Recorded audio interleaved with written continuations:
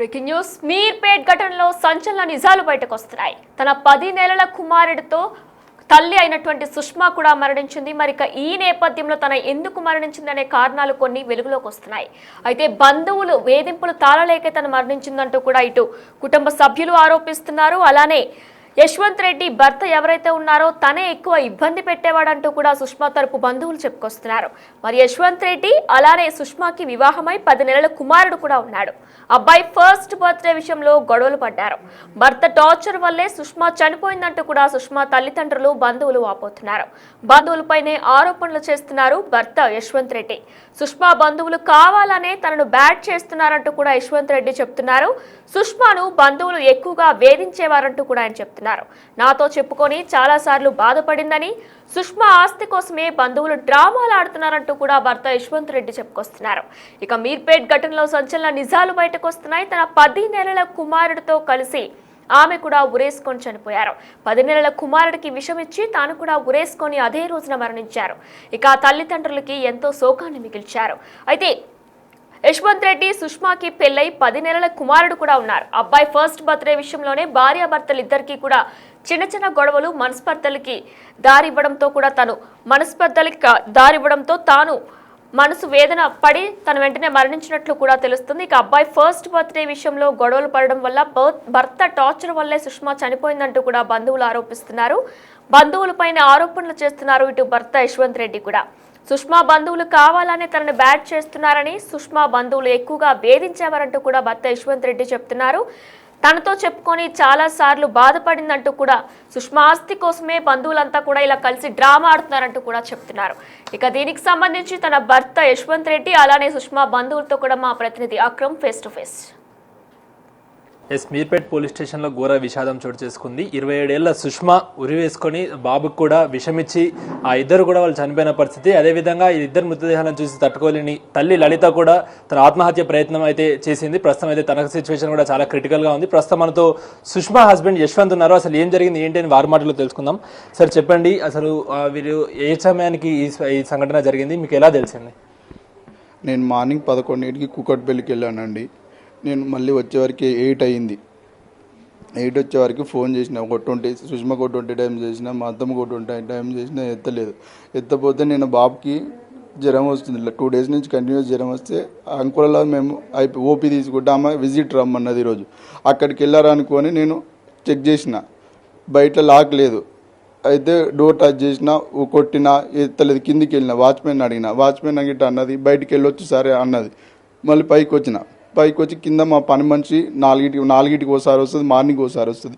4కి నేను పోయే వారికి ఏందమ్మా నువ్వు మేడం డోర్ తెచ్చిందంటే, సార్ మార్నింగ్ 3 గంటలకు 3 సార్లు వచ్చినా తీయలేదన్నారు. తీయలేదన్న వరకు నాకు చెమటలు పట్టినాయి. ఆ డోర్ కొట్టినా అన్ని తన్నినా. ఆ వాచ్మెన్ వచ్చింది, అందరు వచ్చారు, ఎదురుగింట వాళ్ళు వచ్చారు. అది ఓపెన్ అయ్యింది. డోర్ తీసే వరకు ఎవరు లేరు, అమ్మాయి ఎవరు లేరు అనుకున్నా. కానీ మళ్ళీ ఫోన్ చేసి ఎత్తట్లేరు, సైలెంట్గా ఉంది. ఇట్లా చూడంగానే పైన నట్లు పెట్టిన అనిపించింది. డెఫినెట్గా లోపల ఉండే ఛాన్సెస్ అని ఇది ఇరగొడతామంటే రాలేదు. అది ఇట్లా ఇరగొట్టగానే మొత్తం అది కొంచెం పెచ్చి ఉంటుంది, మొత్తం ఊసి వచ్చి అది కింద మన అదిగిట ఊడిపోయింది. పక్కన అమ్మాయి అందరూ ఉన్నారు. నువ్వు దూక నాకు ఇది దెబ్బ తాకుతుంది అంటే నేను దూకేసి ఓపెన్ చేసేవరకే నల్లటి లైట్ వేయలేదు. అప్పటికే నాకు గాలి వచ్చింది. ఇటు లోపల లైట్ వేయంగానే అయిపోయింది. నేను ఎమ్మటే వచ్చి డోర్ తీసిన, వాచ్మెన్ పైనుంచి అందరు మొత్తుకున్నారు. పైనుంచి అందరు వచ్చారు. వాళ్ళు నేను ఆ మూలకు కూర్చున్న 108 వాళ్ళే పక్కన అపార్ట్మెంట్ వాళ్ళ మా అత్తమ్మ ఊపిరి పీల్చుకుంటుందని తీసుకొని పోయారు. 108 వచ్చి పోలీసు వాళ్ళు వచ్చారు. అంత మొత్తం ఎవిడెన్సెస్ అన్నీ తీసుకెళ్లారు. నేను ఎందుకు ఏం జరిగింది? తను సూసైడ్ చేసుకునేంత వరకు ఏం జరిగింది? అసలు సూసైడ్ కాదండి, అది జనరల్గా ఏమైందంటే మొన్న నైటు నేను మా ఆవిడ నడుచుకుంటూ వెళ్ళి కూరగాయలు తెచ్చా, కూరగాయలు ఆడబెట్టినాం.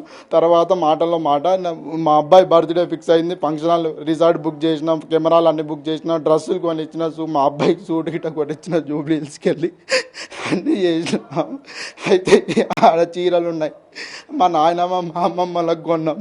ఫోన్ చేసి చెప్పినావా అని అంటే నువ్వు చెప్పొచ్చు కదా అండి. అన్నది నేనే కాదు, నువ్వే చెప్తా అన్నావు కదా అంటే ఎందుకు చెప్పలేదు అంటే నేను చెప్తాను లేదు కదా అంటే నువ్వు అబద్ధాలు ఆడుతున్నావు కదా అన్నావు అని ఇద్దరు ఆ మాట అనుకున్నా. వాళ్ళ అమ్మ వాళ్ళిద్దరు అల్ల పడుకుంటారు, బాబు మధ్యలో లేస్తాడు ఫీడింగ్ కోసం అని అల్ల పడుకుంటారు. వాళ్ళు ఇంకెప్పుడు డిస్కషన్ పెడతారు. తెల్లారి నేను పడుకున్నా, నా రూమ్లో నేను పడుకున్నా. నేను లేచే వరకే వాళ్ళు కొంచెం లేట్గా చేస్తారు. నేను బయటికి వెళ్ళేసి వచ్చే వరకు అమ్మ వంట చేసింది, టిఫిన్ చేసింది, ఈమె బేబీని ఆడిస్తుంది. నేను రెడీ అయిపోయి నాతో నేను చిన్న ఎన్విరాన్మెంట్ డిస్టర్బెన్స్ వల్ల మాట్లాడట్లేదు. అయితే నేను ఏమనుకున్నా అంటే వీళ్ళు తల్లి బిడ్డలు ఎప్పుడు చిన్నప్పటి నుంచి వేరికి నా కాడగిట 3 సంవత్సరాల నుంచి ఉన్నారు. వీళ్ళతోటి నేను లేనప్పుడు ఇంకెక్కువ అటాచ్మెంట్గా మాట్లాడుకొని తర్వాత సెట్ రైట్ అవుతాడని నా ఉద్దేశం. సుష్మా వాళ్ళ తల్లి లలిత కూడా ఇక్కడే ఉంటుంది. 3 సంవత్సరాల నుంచి ఇక్కడ మ్యారేజ్ అయిన కాడి నుంచి మేము ఉంటుంది. వీళ్ళు చేసిన అలిగేషన్స్ ఎందుకంటే నన్ను బ్యాడ్ చేయాలని ఇన్ని రోజులు ఒక్క మొన్ననే మా ఇంటికి వచ్చారు. కెమెరాలు ఉన్నాయి, అన్నీ ఉన్నాయి. ఇప్పుడు ఏదేదో చెప్తున్నారు. వాళ్ళు విఘ్నతకే వదిలేస్తున్నారు. అలా అయిపోయింది. నాతోటి ఉన్నారు. వాళ్ళ మధ్య నేను వెళ్ళిపోయిన తర్వాత డిస్కస్ ఏం జరిగిందో నాకైతే తెలియదు. ఆ సుష్మా అయితే అమ్మాయి సూసైడ్ చేసుకునే మెంటాలిటీ కాదు, కానీ వాళ్ళ అమ్మ ఏది చెప్తే అది రైట్. నాకన్నా వాళ్ళ అమ్మ వాల్యూ. ఎందుకంటే నాకు చెప్పింది, నువ్వు అన్న మొన్న వచ్చినా నా అమ్మ చిన్నప్పటి నుంచి ఎవరు వీళ్ళు వీళ్ళు పేరుకే పట్టించుకున్నారు. మానసికంగా వాళ్ళు చాలా కుంగరి తీసారు. వాళ్ళు నాకు చెప్పుకునేది బిగ్ వైఫ్గా. ఇప్పుడు ఇవన్నీ చెప్తున్నారు కానీ వీళ్ళు ఎంత టార్చర్ పెట్టినంటే అమ్మాయి ల్యాండ్ చిన్నప్పుడే అమ్మాయి ల్యాండ్ వదిలేసుకోమని చెప్పి ఇప్పటికీ వాళ్ళ మీద ల్యాండ్ కేసులు ఉన్నాయి, అన్నీ ఉన్నాయి. ఇవన్నీ ఇప్పుడు ఏమైందంటే ఎట్లా చనిపోయిండు, వీడిని బెదిరించి బయటికి పంపించేద్దాం అట్లా ఎట్లా ఈయన కొడుకు ఇటు పోయిండు. వీళ్ళకి ఏం బాధ లేదు, నా జీవితం ఏమైపోయినా పర్లేదు. అంటే సుష్మా వాళ్ళ బంధువులు కూడా ఏమంటున్నారు అని అంటే మమ్మల్ని వాళ్ళ ఫ్యామిలీతో ఎప్పుడు కలవనిచ్చేవారు కాదు, మా అమ్మాయికి చాలా ఆస్తి కూడా ఉంది, ఎప్పుడు కలవనిచ్చేవారు కాదు, ఎప్పుడు వేధించేవాడు అంటూ కూడా చెప్తున్నారు. ఇందాక మాట్లాడుతూ కూడా ఏమంటారు దానికి? నా ఫోన్ ఉంటుంది, ఆమె ఫోన్ ఉంటుంది, మా మెసేజ్లు, మా ఇన్స్టా ఎక్స్చేంజ్లు ఇవన్నీ చూస్తే అర్థమైపోతుంది కదండి. మా అపార్ట్మెంట్లో అడగండి ఎప్పుడన్నా. మా అపార్ట్మెంట్ కాదండి, మా గల్లీలో ఈ గల్లీలో మేము ఎప్పుడు తిరుగుతూనే ఉంటాం. రోజు వాకింగ్ చేసుకుంటాం, మాట్లాడుకుంటూనే ఉంటాం. ఇంత అడగండి ఎవరైనా మా అపార్ట్మెంట్ పైన ఎన్నడన్నా మా మీద ఒక్క రిమార్క్ లేదు. వీళ్ళు ఎన్నడూ వస్తారు, మొన్ననే వచ్చిర్రు, అన్నీ కలిసిపోయారు. నేను వాళ్ళని వస్తే మాట్లాడతా, అంతేగాని వాళ్ళు పోతుంటే మా అత్తం ఎప్పుడు పోతూనే ఉంటుంది వాళ్ళ ఇంటికి, సుష్మా పోతూనే ఉంటుంది. నేను రిస్ట్రిక్షనే చేయను. వాళ్ళు ఎందుకు అలా చెప్తారు నాకైతే నిజంగా. వాళ్ళు ఇప్పుడు ఒక మెంటాలిటీకి వచ్చిరండి, వీడొక్కడు ఇప్పుడు ఆ జనరల్గా ఏమవుతుంది అంటే సూసైడ్ కాగానే ఎందుకు ఏం రీజన్ అంటే మిమ్మల్ని కార్నర్ చేయడానికి వాళ్ళకి అంతే రీజన్స్ ఏమున్నాయి? మా అత్తమ్మకి ఒకతే అమ్మాయి, నాకు ఒకడే కొడుకు, నేను హస్బెండ్ అయిపోయినా. ఇప్పుడు వాళ్ళు ముగ్గురు చనిపోయారు. నేను పోయినా అనుకో వాళ్ళకి ఇంకా వీళ్ళకి ఏ ప్రాబ్లం లేదు. అందుకే వీడిని కార్నర్ చేసి భయపెట్టి పంపిద్దామని చూస్తున్నారు. నా కొడుకు 10 నెలల కొడుకు నేను ఇంత ముంచుకుంటే చంపిరండి.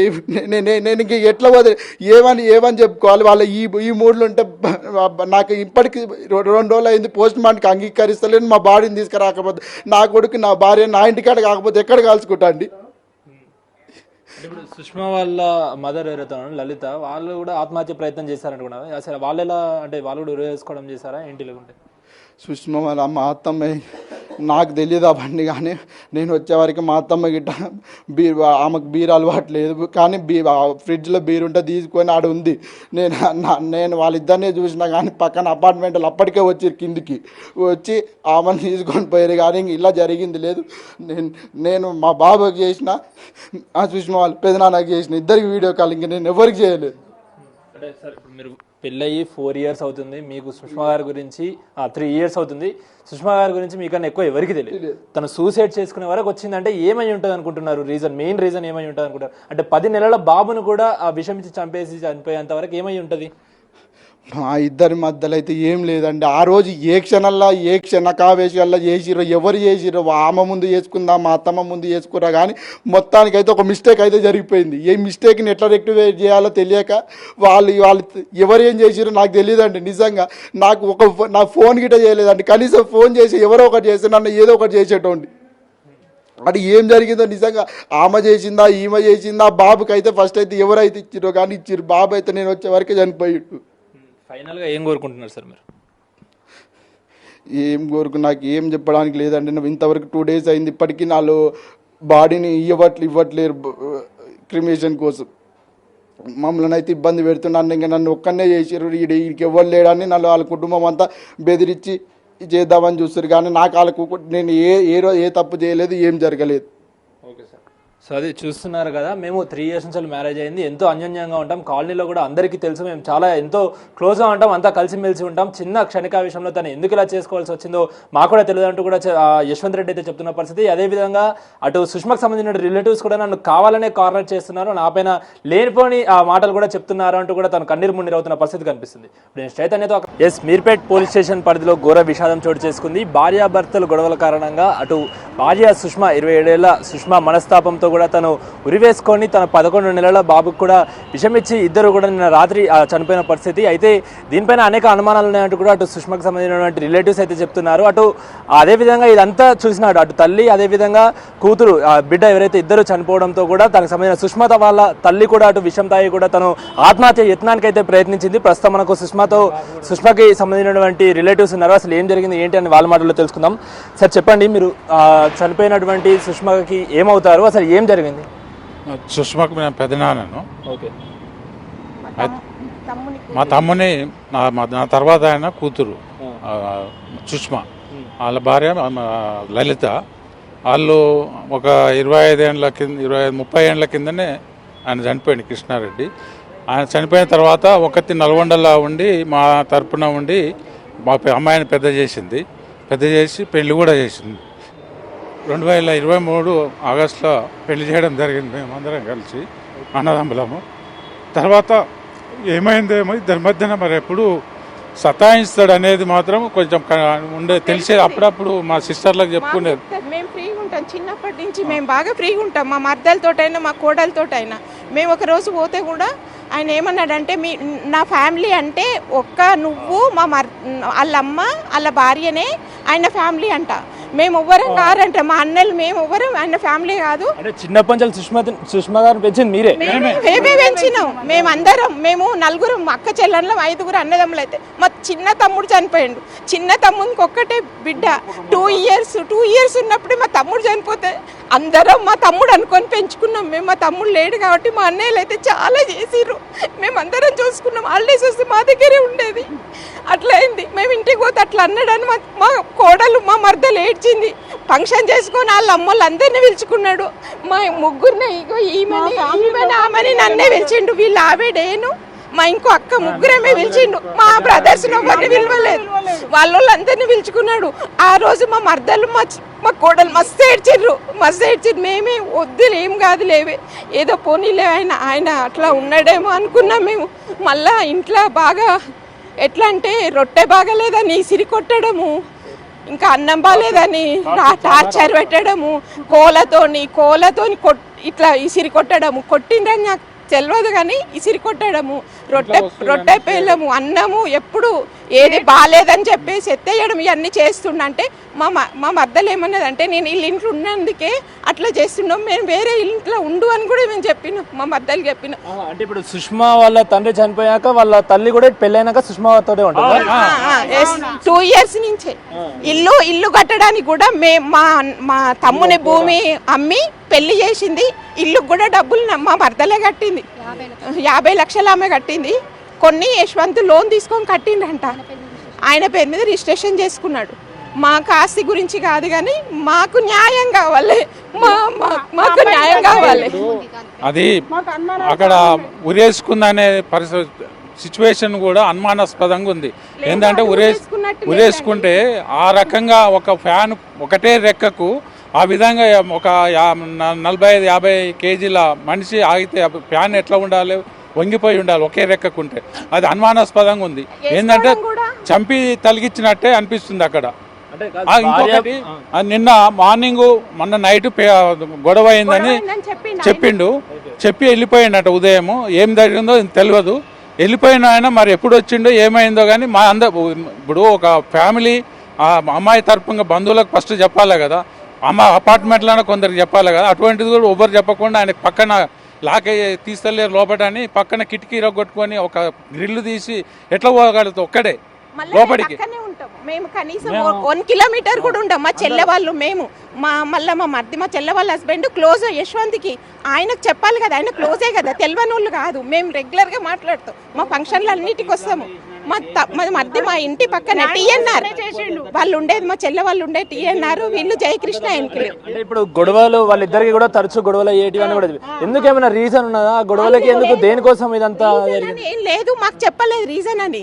కానీ ఆయన ఆవేశము, ఆయనకు ఆవేశము, ఆయన ఎట్లా కండిషన్స్ ఎవ్వరింటికి రాలే. మా ఇంతవరకు మా పెళ్ళైన 2 ఏళ్ళు అయింది, ఎవరింటికి పంపించకపోయేది. కనీసం ఒక సినిమా కూడా తీసుకపోకపోయేది, గుడికి కూడా పోలేదు. ఒక్కరోజు కూడా మాకు ఎప్పుడు చెప్పేది, నా బిడ్డ మంచిగా సుఖపడుతుందని ఇచ్చిన. ఆయన మంచి పొజిషన్లు ఉన్నాడు కదా, మంచిగా చదువుకున్నాడు కదా, మంచిగా చూసుకుంటాడని చేసుకున్నాము. ఇట్లా చేస్తున్నాడు అని మాతో చెప్పి మా మర్దలు ఏడ్చింది.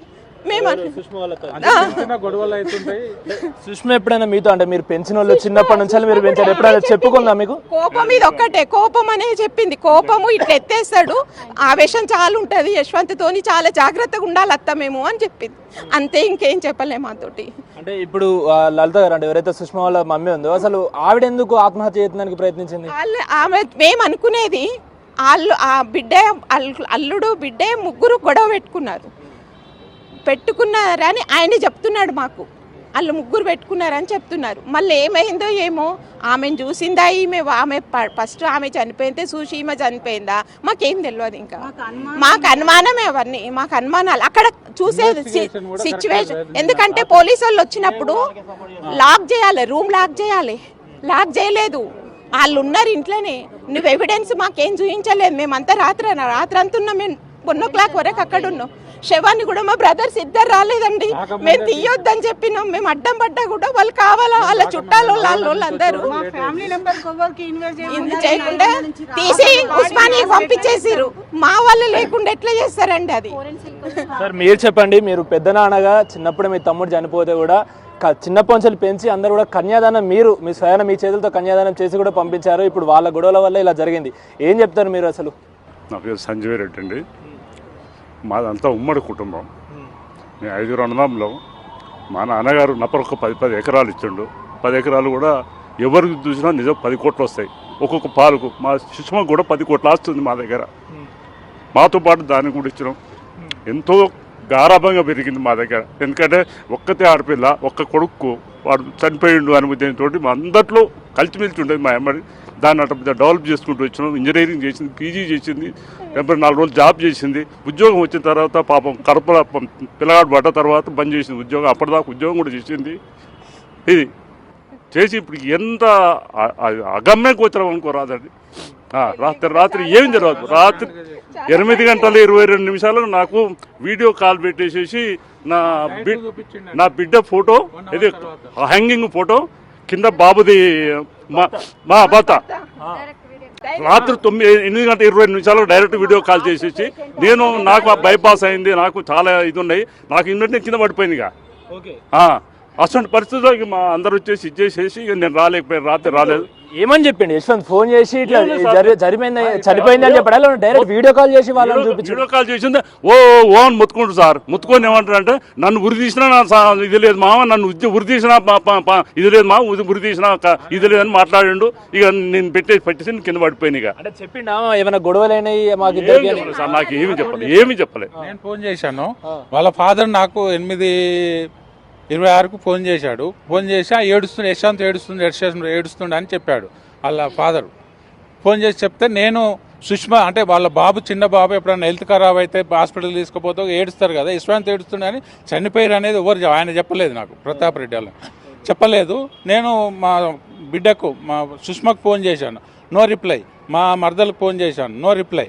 అయిన తర్వాత యశ్వంత్కి చేద్దామని యశ్వంత్కి చేశాను. చేస్తే ఆయన ఏడ్చుకుంటా ఇట్లా అయ్యింది, ఇట్లా ముగ్గురు అయ్యింది, ఇట్లా హ్యాంగింగ్ చేసుకుంది సుష్మ అని, బాబు చనిపోయాడు అని చెప్పిండు.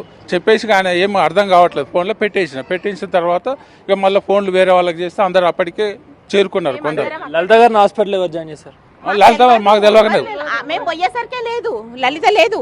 మేము 9 వరకు పోయినా లేదు. ఆయన అన్ని ఏమేమో చేసేసిండు. అప్పటికే పోలీసు వాళ్ళందరూ వచ్చేసారు. మేము పోయేసరికి పోలీసు వాళ్ళు వచ్చారు. 8:30కు మాకు ఫోన్ చేసిండండి, నల్గొండకు అన్నయ్యకి ఫోన్ చేసిండు. ఎప్పుడు జరిగిందో తెలియదు. గట్టిగా అయిపోయింది శవం మొత్తం, పిల్లగాడు మొత్తం గట్టిగా అయిపోయారు. బ్లడ్ ఇట్లా బ్లడ్ వేరకపోయింది చేతులల్లా, మొత్తం ఇట్లా బెడ్ మీద బ్లడ్ ఉంది. మళ్ళీ ఇప్పుడు లలిత గారు కూడా ఏదో తాగి చనిపోయారు అంటూ కూడా బయట పుకార్లు అడుగుతున్నాయి. అసలు ఏంది, ఏం తాగి చనిపోయింది? ఆయన చెప్తున్నాడు ఏంటిదంటే నెయిల్ రిమూవర్ ఉంటది కదా, అది తాగి చనిపోయిండు అని చెప్తుంది. చనిపోయి బీర్లా కలుపుకొని తాగింది ఆమె చెప్తుండు. ఆమె బీర్ తాగదు, ఆమె కూల్ డ్రింకే తాగదు. పోలీసు వాళ్ళు కూడా అట్లనే చెప్తున్నారు. మరి హాస్పిటల్లో తెలవాలి కదండి, ఆమె అది తాగిందంటే ఇక్కడ తెలవాలి, ఆమె తాగలే రిమూవర్ అంటున్నారు. యశ్వంత్ కి అలవాటు ఉందా తాగడం? ఉన్నది, ఫుల్ తాగుతాడు, సిగరెట్ తాగుతాడు, మందు తాగుతాడు, అన్ని తాగుతాడు. ఏదన్నా తాగని నా పిల్లల్ని ఎందుకు అట్లా చేసిండు? మా పిల్లల్ని ఎందుకు చేసిండు? మేము ఎంతో మంచి పెంచుకున్నాము. మా పిల్లలు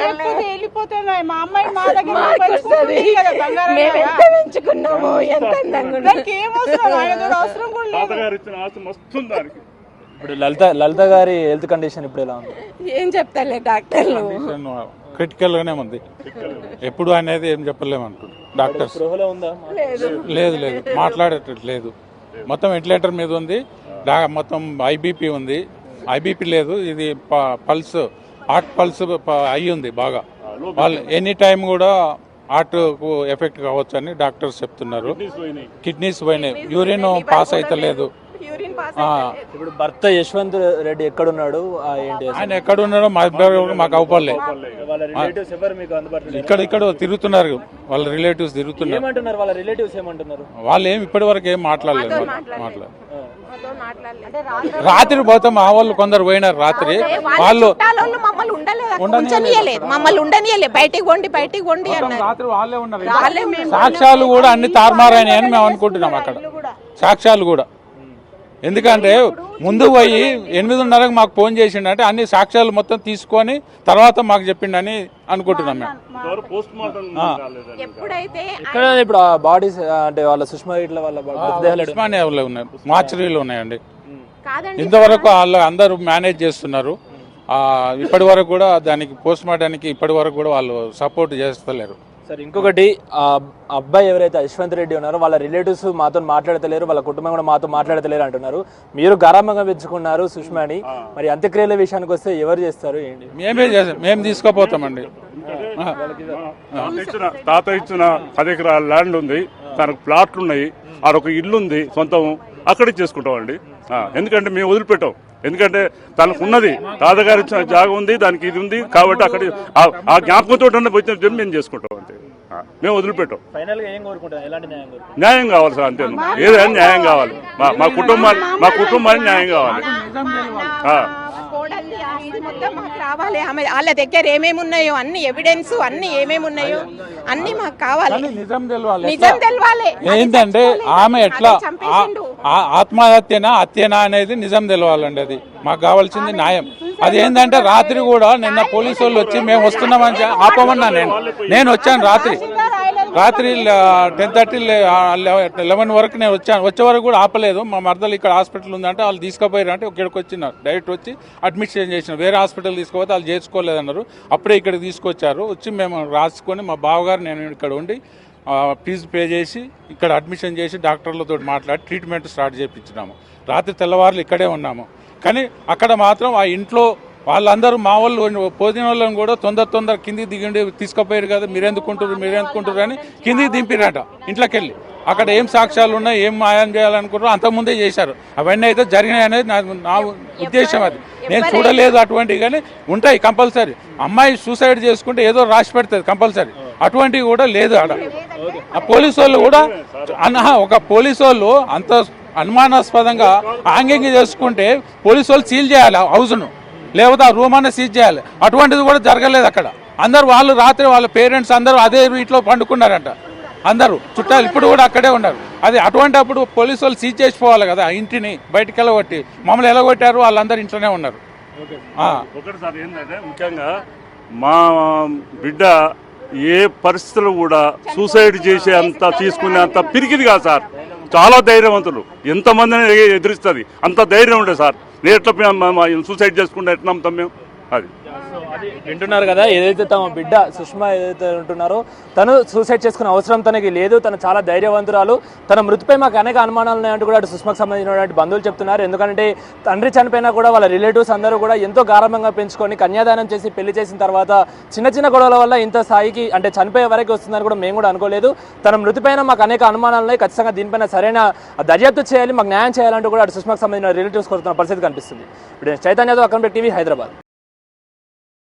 కానీ ఇప్పుడు బతుకున్నడం వల్ల నేను కూడా చచ్చిపోయి ఉంటే ఇది అయిపోయేది, అందరితో జవాలు తీసేసేటోళ్ళు అయిపోయేది. నేను బతుకున్నా కాబట్టి నేను లేని దాంట్లో ఇప్పుడు నన్ను ఇరికిచ్చి ఇప్పుడు ఇరికియాలని చూస్తుంది. మా ఇద్దరు కాన్వర్సేషన్ చెక్ చేసుకొని ఎన్నడన్నా కోపంగా మాట్లాడుకుంది లేదు. మాకు అబ్బాయికి 2 రోజులు వరుసగా 2 రోజులు జ్వరం వస్తే ఫీవర్ పోయి చూసుకొని వచ్చినాం, అన్ని చేసుకున్నాం, అన్ని మాట్లాడతాం. ఏదైనా చిన్న చిన్న గొడవలు ఉన్నా ఎమ్మటే సెటరైట్ చేసి మాట్లాడుకుంటాం. నేను సిఏ అండి, చార్టెడ్ అకౌంటెంట్. ఇక్కడ హైదరాబాద్. కానీ ఇప్పుడు